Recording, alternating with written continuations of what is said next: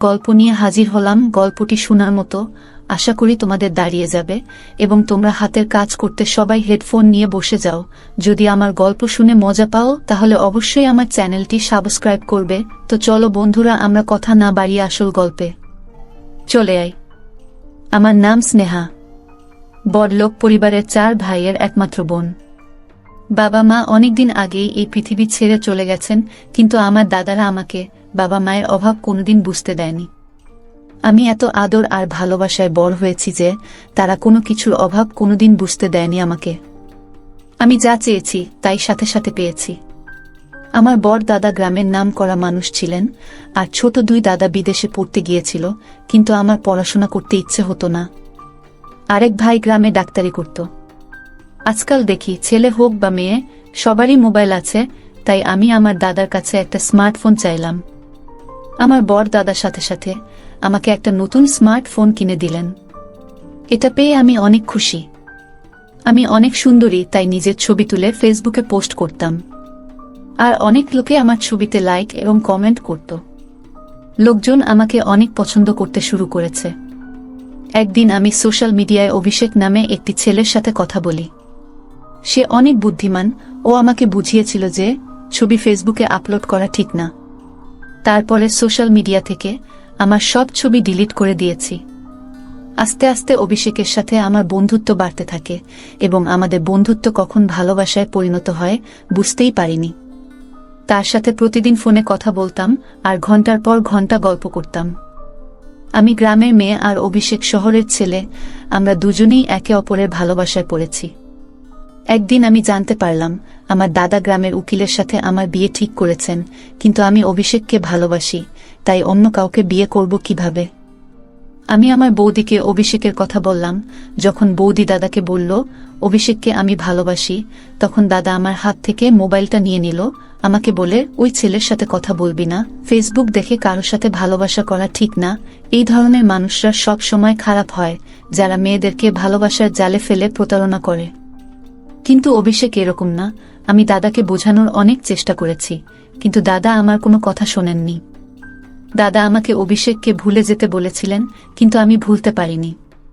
একথা আমি অভিষেককে বললে অভিষেক আমাকে বাড়ি থেকে পালিয়ে যেতে বলে। আমি দাদাকে অনেক বোঝানোর চেষ্টা করেছি, কিন্তু দাদা বোঝেননি। তাই একদিন রাতের অন্ধকারে বাড়ি থেকে পালিয়ে অভিষেকের দেওয়া ঠিকানায় পৌঁছাই। অভিষেকের সাথে দেখা হওয়াতে আমি অনেক খুশি, কারণ অভিষেককে প্রথমবার দেখেছি। আমাকে দেখে অভিষেকও অনেক খুশি। অভিষেকের পরিবারে কেউ নেই, ও একটা ভাড়া বাড়িতে থাকে। আমরা দুইজনে কোর্ট থেকে বিয়ে করে নিই, স্বামী স্ত্রী হই। সংসারকে সুন্দরভাবে চালানোর জন্য অভিষেক অনেক পরিশ্রম করত। আমি অভিষেকের সাথে অনেক খুশি। আমি বাড়ি থেকে পালিয়ে এসেছি, তাই হয়তো আমার দাদারা আমাকে খুঁজে বের করার চেষ্টা করেছে, কিন্তু তাতে আমার কিছু যায় আসে না। আমি আমার স্বামীকে নিয়ে খুশি। অভিষেক ও আমার অনেক যত্ন নিত। আমি আমার জীবনে এই সিদ্ধান্ত নেওয়ার জন্য কখনো দুঃখ করিনি, কিন্তু একদিন আমার সাথে এমন ঘটনা ঘটল যা আমি কখনো কল্পনাও করিনি। একদিন আমি ফোন পেলাম, আমার স্বামীর অ্যাক্সিডেন্ট হয়েছে। আমার পায়ের নিচ থেকে মাটি সরে গেল। দৌড়াতে দৌড়াতে হাসপাতালে গিয়ে দেখি আমার স্বামী জীবনের শেষ পর্যায়ে এসে পড়েছে। মানে আমার সারা জীবন নষ্ট হয়ে গেছে, যার জন্য আমি গ্রাম থেকে শহরে এসেছি। আজ সে আমাকে একা রেখে চলে গেছে। কাঁদতে কাঁদতে আমি জ্ঞান হারিয়ে ফেলেছি। সেই অবস্থাতেই স্বামীর শেষকৃত্য করেছি, কারণ এই শহরে আমার স্বামীর নিজের কেউ নেই, আর আমারও স্বামী ছাড়া কেউ নেই, কিন্তু সেও আমাকে ছেড়ে চলে গিয়েছে। এখন আমি সম্পূর্ণ একা। আমি কখনো ভাবিনি আমার সাথে এমন হতে পারে। আমি তেমন একটা শিক্ষিত না, এবং আমার যা কিছু আইডি ছিল সব দাদাদের বাড়িতে, আর আইডি না থাকায় আমি কোনো কাজও পাচ্ছি না। বিয়ের মাত্র 2 মাস পরে অভিষেক এই পৃথিবী থেকে চলে যাওয়ার পরে আমি দাদাদের সাথে যোগাযোগ করার চেষ্টা করলে তারা আমাকে অস্বীকার করে, বলে, তুই আমাদের জন্য মরে গেছিস, তুই আর এই বাড়িতে পা দিবি না। আমরা সারা গ্রামে বলে দিয়েছি তুই এই পৃথিবী ছেড়ে চলে গেছিস, আর একটা মৃত্যু মানুষকে এনে গ্রামের সবাইকে দেখিয়েছি। আমি জানতাম যে দাদাদের কাছ থেকে আমি এইরকমই উত্তরই পাব, কিন্তু আমি এখন কিভাবে বাঁচব? আমার মাথায় তো সমস্যার পাহাড় নেমে এসেছে। অভিষেক এই পৃথিবী থেকে চলে গেছে 1 মাস হয়ে গেছে। কয়েকদিন আশেপাশের লোকজন আমাকে সাহায্য করে, কিন্তু কতদিন এভাবে কেউ সাহায্য করতে পারে? আমি ঘরের কিছু জিনিসপত্র বিক্রি করে কোনোরকম খেয়ে পরে বাঁচতে থাকলাম। কিন্তু ঘর ভাড়া না দেওয়ায় একদিন বাড়িওয়ালা আমাকে বাড়ি থেকে বের করে দিলেন। এখন এমন খারাপ দিন এলো যে আমি রাস্তায় ভিক্ষা করতে বাধ্য হলাম। যখন কেউ খাবার দিত তখনই খেতাম, না হলে না খেয়ে ঘুরে বেড়াতাম। আমার থাকার জায়গা ছিল না, তাই রাস্তায় দিনরাত পড়ে থাকতাম। একদিন ক্ষুধার কষ্ট সহ্য করতে না পেরে একজন লোক ভিক্ষা দিতে এলে আমি তার পা ধরে বলতে থাকলাম, স্যার, আমি 2 দিন কিছু খাইনি, আমাকে কিছু খেতে দিন। দয়া করে আমাকে কিছু খেতে দিন, না হলে আমি এই পৃথিবী ছেড়ে চলে যাব। তিনি আমাকে বললেন, তুমি কি আমার বাড়িতে যেতে পারবে? একথা শুনে আমি অবাক হয়ে গেলাম। তিনি বলতে থাকলেন, আমার বউ এই পৃথিবী ছেড়ে চলে গেছেন, আমার একটি ছেলে আছে, বয়স 4 বছর। আমি চাই তুমি আমার ছেলের দেখাশোনা করো। যদি তুমি তার দেখাশোনা ঠিকমতো করতে পারো তাহলে আমি তোমাকে থাকা খাওয়া সব দেব এবং তুমিও বেঁচে যাবে। যাই হোক, আমার জীবন অনেক কষ্টে চলছিল, আমার থাকার কোনো জায়গাও নেই। বাড়িওয়ালাও বাড়ি থেকে বের করে দিয়েছিলেন। এখন কেউ খাবার দিলে খাই, না দিলে না খেয়ে থাকি। তাই আমি সাথে সাথে রাজি হয়ে লোকটির সাথে তার বাড়িতে গেলাম। বাড়িটা অনেক বড় এবং সে অনেক বড় লোক। ওই বাড়িতে উনি ছাড়া একটা ছোট বাবু ছিল যার বয়স মাত্র 4 বছর। উনি আমাকে খাবার খেতে দিলেন আর বললেন, তুমি মন ভরে খাও। প্রথমে তো আমি মন ভরে খাবার খেলাম। খাবার খাওয়ার পরে তিনি আমাকে বললেন, তুমি এই বাড়িতে আরামে থাকতে পারো, এখানে তোমার কোনো সমস্যা হবে না। এই বাড়িতে শুধু আমি আর আমার ছেলেই থাকি। এইবার তুমি বলো তুমি কে? আমি বললাম, আমার নাম স্নেহা এবং আমি অনেক ধনী পরিবারের মেয়ে ছিলাম। আমি আমার 4 ভাইয়ের একমাত্র বোন। আমি ফেসবুকে একটি ছেলের প্রেমে পড়ে গ্রাম ছেড়ে এখানে আসার পর আমাদের জীবন সুখেই চলছিল। তারপরে একদিন আমার স্বামী দুর্ঘটনায় এই পৃথিবী ছেড়ে চলে গেলেন। আমার উপরে আকাশ ভেঙে পড়ে এবং আমাকে রাস্তার ধারে ভিক্ষা করতে বাধ্য হতে হয়।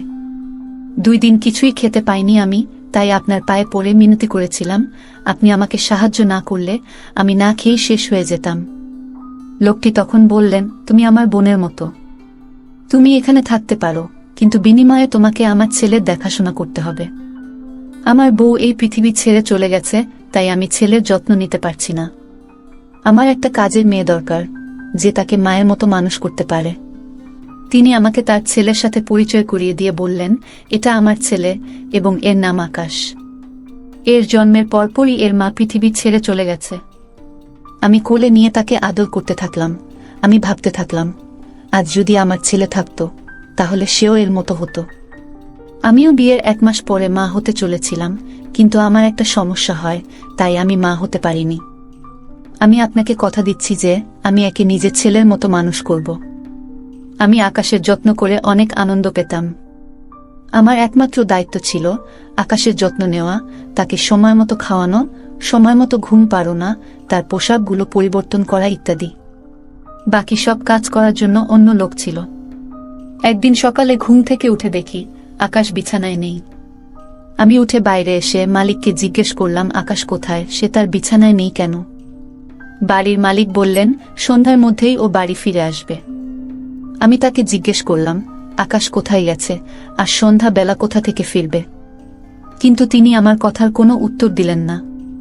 তিনি বাড়ির মালিক, তাই আমি তাকে খুব বেশি কথা বলতে পারিনি, কারণ সে যদি আমাকে বাড়ি থেকে বের করে দেন তাহলে আমি কোথায় যাব? প্রতিদিন সন্ধ্যায় আকাশ বাড়িতে আসত। রাতে ঘুমানোর পর সকালে ঘুম থেকে উঠলে দেখি আকাশ তার বিছানায় নেই, কিন্তু সন্ধ্যায় সে ফিরে আসত। যখনই আমি মালিককে আকাশের কথা জিজ্ঞেস করতাম তিনি কোনো উত্তর দিতেন না এবং বলতেন, তুমি এইসব বিষয় থেকে দূরে থাকো, তার সম্পর্কে অত কিছু তোমার জানার দরকার নেই। তোমার কাজ কেবল তার যত্ন নেওয়া এবং তাকে ভালো করে লালন পালন করা, তাই তোমাকে যে কাজ দেওয়া হয়েছে তুমি শুধুমাত্র তাই করো। তারপর থেকে মালিককে জিজ্ঞাসা করা বন্ধ করে দিয়েছি। এক রাতে আমি যখন আকাশের সাথে ঘুমাচ্ছিলাম, মাঝরাতে চোখ খুলে দেখলাম যে আকাশ বিছানায় আছে। আমি দেখার জন্য জেগে থাকলাম, কিন্তু কখন যে ঘুমিয়ে পড়েছি বুঝতেও পারিনি আমি।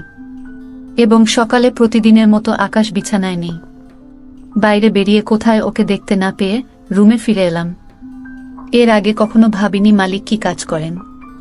আমি শুধু আমার কাজ নিয়ে ব্যস্ত থাকতাম। এই বাড়িতে সব পাচ্ছিলাম, তাই বেশি কিছু ভাবিনি। কিন্তু একদিন কাজের মহিলাকে জিজ্ঞেস করলাম যে মালিক কি কাজ করেন। তখন সেই কাজের মেয়েটি আমাকে বলল যে তিনি একজন পুলিশ ইন্সপেক্টর। অবাক হয়ে আমি ভাবতে থাকলাম আমি একজন পুলিশ অফিসারের বাড়িতে। একদিন দেখলাম একটি ফাইল মালিকের টেবিলে রাখা। আমি সেটি তুলে নিয়ে ভিতরে রাখতে যাচ্ছিলাম, হঠাৎ করে সেই ফাইলটা আমার হাত থেকে পড়ে, ওর ভিতর থেকে অনেক কাগজ বেরিয়ে পড়ে। আমি সেই কাগজগুলো গোছাতে গেলে সেখানে একটা ছবি দেখে আমি অবাক হয়ে গেলাম। আমি অবাক হয়ে ভাবলাম আমার স্বামীর ছবি এখানে কেন। আমি ভাবলাম মালিক যদি জানতে পারে আমি এই ছবিটি দেখেছি বা আমি এই ছবির লোকটির স্ত্রী, তাহলে মালিক আমার কি অবস্থা করবে। ভয়ে তাই তাড়াতাড়ি সবকিছু গুছিয়ে ফাইলটি মালিকের ঘরে রেখে ফিরে এলাম। এখন আমার ভয় করতে থাকলো এবং সবচেয়ে বড় বিষয় ভীষণ টেনশনে পড়ে গেলাম, কিন্তু তবুও আমি এখান থেকে যেতে পারিনি, কারণ এই বাড়িটা ছাড়া আমার আর কোনো থাকার জায়গা নেই। এছাড়া আমি আকাশকে নিজের ছেলের মতো ভালোবাসি। তাছাড়া এই ছবির রহস্যটাও জানতে চাই, এই পুলিশ লোকটা কিভাবে ছবিটা পেল। আমি ভাবলাম আমার দাদারা অভিষেককে খুঁজে বের করার জন্য এই পুলিশ অফিসারের কাছে কেস ফাইল করতে পারে, কিন্তু দাদারা কখনো অভিষেককে দেখেনি। মনের মধ্যে অদ্ভুত অদ্ভুত সব ভাবনা আসছিল, কিন্তু মালিককে জিজ্ঞেস করার সাহস পেলাম না। 4 মাস হয়ে গেল আমি এখানে আছি। বাবুটি আমাকে মা বলে ডাকতে শুরু করেছে, কিন্তু এতে মালিকের কোনো আপত্তি নেই। তারপর মালিক আমাকে একটা মোবাইল দিয়ে বলল, তোমার সাথে কথা বলার দরকার হতে পারে, তাই এটা রাখো। একদিন আমার মোবাইলে একটা ফোন আসে, আমি কাজে ব্যস্ত ছিলাম তাই কল ধরতে পারিনি। পরে মোবাইলের দিকে তাকাতেই একটা অচেনা নাম্বার ভেসে উঠল। আমি খুব একটা পাত্তা দিলাম না। কিছুক্ষণ পরে সেই নাম্বার থেকে একটা মেসেজ এলো, তাতে লেখা ছিল, স্নেহা তুমি কেমন আছো। অনেক অবাক হলাম, ভাবলাম হয়তো এখানকার কোনো কাজের মেয়ে আমার সাথে মজা করছে, তাই আমি ওই মেসেজের রিপ্লাই দেইনি। এরপর প্রতি রাতে এই নাম্বার থেকে মেসেজ আসতে থাকে। মেসেজে নানা রকমের কথা, আমার পুরানো জীবন এবং মাঝে মাঝে আমার দাদাদের সম্পর্কে বিভিন্ন কথা। আমার স্বামী একমাত্র ব্যক্তি ছিলেন যিনি আমার সম্পর্কে এইসব কথা জানতেন। আমার সাথে যা ঘটছে তাতে আমি ভয় পেয়ে গেলাম। জানি না কে সে আর কেন সে আমাকে বিরক্ত করছে। সে বলতো, তুমি আমাকে তোমার বন্ধু মনে করতে পারো, তোমার কোনো সমস্যা হলে আমাকে মেসেজ করে জানিও, আমি তোমার সব সমস্যার সমাধান করে দেব। কিন্তু আমি ভয় পেয়ে নাম্বারটি ব্লক করে দিলাম। তারপরে সে আমাকে নতুন নতুন নাম্বার দিয়ে মেসেজ করতে শুরু করে। আমি যত নাম্বার ব্লক করি সে তত নতুন নাম্বার দিয়ে আমার সাথে কথা বলার চেষ্টা করত। সে এমন এমন কথা বলতো যে আমি টেনশনে পড়ে যেতাম। যাই হোক, আস্তে আস্তে আমি তাকে বিশ্বাস করতে শুরু করি এবং তার সাথে কথা বলতে শুরু করি। আমার যে কোনো সমস্যা তার সাথে শেয়ার করি। সে আমার পুরনো জীবনের কথা বলে আমার সাথে মজা করে। যখন আমি তাকে জিজ্ঞাসা করতাম সে আমার সম্পর্কে এসব কথা কিভাবে জানল, সে আমার প্রশ্নের কোনো উত্তর দিত না, কিন্তু নিজের সম্পর্কে বলতো যে তিনি অবিবাহিত এবং এই পৃথিবীতে তার কেউ নেই। আমারও এই পৃথিবীতে কেউ ছিল না, তাই আমাদের ভালো বন্ধুত্ব হয়ে গেল। আমি চেষ্টা করতাম কারো সামনে তার সাথে কথা না বলতে, সেজন্য আমি তাকে বলেও ছিলাম যে আমি কারো সামনে তার সাথে কথা বলতে পারবো না। সে বলল, ঠিক আছে, রাতে সবাই যখন ঘুমাবে তখনই কথা বলবো। এখন আমরা অনেক রাত পর্যন্ত গল্প করতাম। অনেক রাত পর্যন্ত গল্প করার কারণে ঘুম ভাঙতে দেরি হতো। সকালে ঘুম থেকে উঠে আকাশকে দেখতে পেতাম না। আমি তার সাথে এ বাড়ির বিষয়ে কোনো কথা বলতাম না, কারণ আমি এই বাড়ির নুন খাচ্ছিলাম। আর সে কে তাকে আমি চিনতাম না। সে আমাকে নিজের সম্পর্কে যা বলেছিল তা সত্যি কিনা জানি না। এটা আমার জন্য শুধু সময় পার করা। সারাদিন একা একা বিরক্ত হতাম। আকাশও সন্ধ্যায় বাড়ি ফিরত, আর কাজের মেয়েরা ঘরের সব কাজ করত, তাই ওর সাথে কথা বলে সময় পার করতাম। 2-3 দিন ধরে ও আমাকে বলতো আমার সাথে দেখা করতে চায়, কিন্তু আমি তার সাথে দেখা করতে রাজি হতাম না। তাই সে বলতো সে আমার সাথে দেখা করতে আমি যেখানে থাকি সেখানে আসবে। একদিন সন্ধেবেলা আকাশ বাড়িতে আসার পর মালিক আমাকে সন্ধ্যার খাবারের ব্যবস্থা করতে বললেন, কারণ আমার বেস্ট ফ্রেন্ড অনেকদিন পর আমার বাড়িতে আসছে। তাই আমি চাই তুমি নিজের হাতে তার জন্য ভালো ভালো খাবার তৈরি করো। আমি মালিককে বললাম, ঠিক আছে। আমি অনেক খাবার তৈরি করে রাখলাম। ও কয়েক ঘন্টা পরে শুনতে পেলাম বাইরে কেউ কথা বলছে। তাই চা জলখাবার নিয়ে নিচে এলে নিচে হলরুমে বসে থাকা লোকটাকে দেখে আমার পায়ের নিচ থেকে মাটি সরে গেল। আমি অবাক হয়ে বোঝার চেষ্টা করছি, কিন্তু বুঝতে পারছি না। কিছুক্ষণ পরে আমি জ্ঞান হারিয়ে ফেলি। যখন আমার জ্ঞান ফিরল, তখন আমি আমার বিছানায় শুয়ে মালিক এবং সেই লোকটি আমার বিছানার কাছে দাঁড়িয়ে। লোকটি আর কেউ নয়, আমার স্বামী অভিষেক, যার শেষকৃত্য আমি নিজে দাঁড়িয়ে থেকে দেখেছি। আমি অবাক হয়ে অভিষেকের দিকে তাকিয়ে আছি। আমি বিশ্বাস করতে পারছি না যে সে আমার সামনে জীবিত দাঁড়িয়ে আছে। অভিষেকও আমার দিকে এমন করে তাকিয়েছিল এবং তার চোখে পানি দেখতে পাচ্ছি। অভিষেক আমাকে বলল, স্নেহা, বিশ্বাস করো, আমি তোমার অভিষেক, যে তোমাকে অনেক ভালোবাসে। দেখ, আমি বেঁচে আছি। এই বলে সে আমার কাছে বসল। আমারও চোখে পানি। আমি তাকে ছুঁয়ে দেখলাম। তারপরে নিশ্চিত হলাম যে সে সত্যিই জীবিত এবং আমার সামনে বসে আছে। আমি তাকে ধরে অনেক কাঁদতে থাকলাম। সেও আমাকে ধরে অনেক কাঁদছিল। তার চলে যাওয়ার পর আমার সাথে যা যা ঘটেছিল তার সবই মনে পড়তে থাকল। আমি অভিষেককে জিজ্ঞেস করলাম, তুমি যদি বেঁচেই ছিলে, তাহলে কে সে ব্যক্তি যার শেষকৃত্য আমার চোখের সামনে হয়েছিল এবং যার মৃতদেহ আমি দেখেছি, সে কে? আমি অভিষেককে আরও বললাম, তুমি জানো যে তুমি ছাড়া এই পৃথিবীতে আমার কেউ নেই, তাহলে এতদিন আমার থেকে দূরে ছিলে কেন? আমি বলছিলাম আর কাঁদছিলাম। তখন অভিষেক বলল, এটা অনেক বড় বিষয়, অনেক রহস্য আছে যা শুনলে তুমি অবাক হয়ে যাবে। আজ আমি তোমাকে একে একে সব রহস্য বলতে চাই। তুমি যে রং নম্বরে কথা বলতে, সেটা আর কেউ নয় আমি। আমি তোমাকে বলেছিলাম যে আমি তোমার সাথে তোমার বাড়িতে দেখা করব। দেখো, আমি এখানে এসেছি। তখন আমার খেয়াল হলো, যে ছেলেটা আমার সাথে কথা বলতো, সে আমার সম্পর্কে এসব কথা জানতো কিভাবে, যা আমি আর আমার স্বামী ছাড়া কেউ জানত না। কিন্তু অভিষেক যে বেঁচে থাকতে পারে, সেটা কখনোই ভাবিনি। অভিষেককে বললাম, তুমি বেঁচে থাকলে এতদিন কোথায় ছিলে? আমি সবকিছু জানতে চাই। অভিষেক বলল, আমি তোমাকে সব কথা বলবো।